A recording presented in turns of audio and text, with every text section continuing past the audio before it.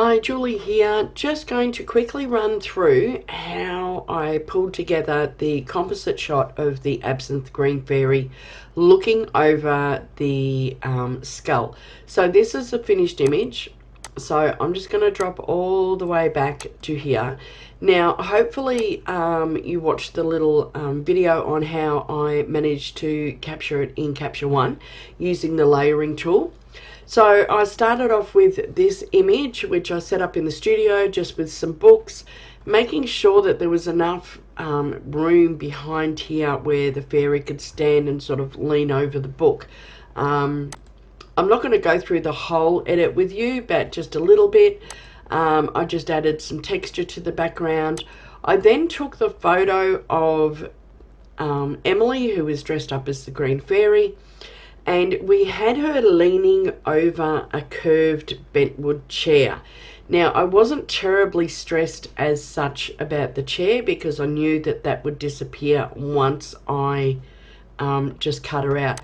And I just used the selection tool and then put a layer mask on, and I put a little bit of a shadow in underneath where she would be leaning so that she would be there. So I did have to do just a little bit of a fix, if I zoom in, just on the dress, just to, I could still see a little bit of the table, so I just had to fix that up.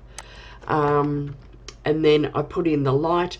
I did actually have an Edison globe hanging, but it was up a bit higher, but I decided that it was too overpowering for the shot, so I just wanted a plain light bulb there.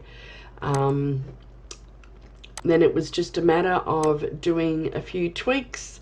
I ran it through exposure 3 and did a cyan modification, run an iris by Fine Art Actions, did some dodge and burn, and that was pretty much it.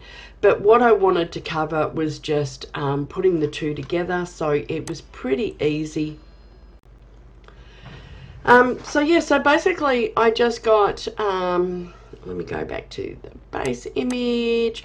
So as long as I captured this in camera and I was pretty happy with everything, I had my focus point here on the skull so that my skull would be in focus, but I also knew that my fairy was also going to be in focus, and I'm pretty sure I shot everything about f4.5. Then, as I said, so just using the selection tool, I could come through and do a select subject and then just go around and clean it all up with the mask. So if you have a look at the mask here, so it was all fairly sort of loose. I probably should have gone in and cleaned up just a little bit, but to be honest, it works pretty well. I did have to do a curves layer, I think, when I moved in a bit closer to my model, because we were shooting her on black, it was a bit darker.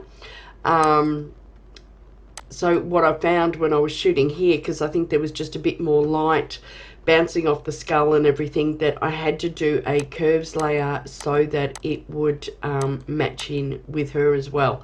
And of course, because she was looking down, the other thing I probably should have done, but I didn't in the original shot, was I didn't even think about it, but I thought what I should have done was put a reflector here to reflect some light back into her face, because the light would have bounced back off the skull a little bit. But you live and learn, right?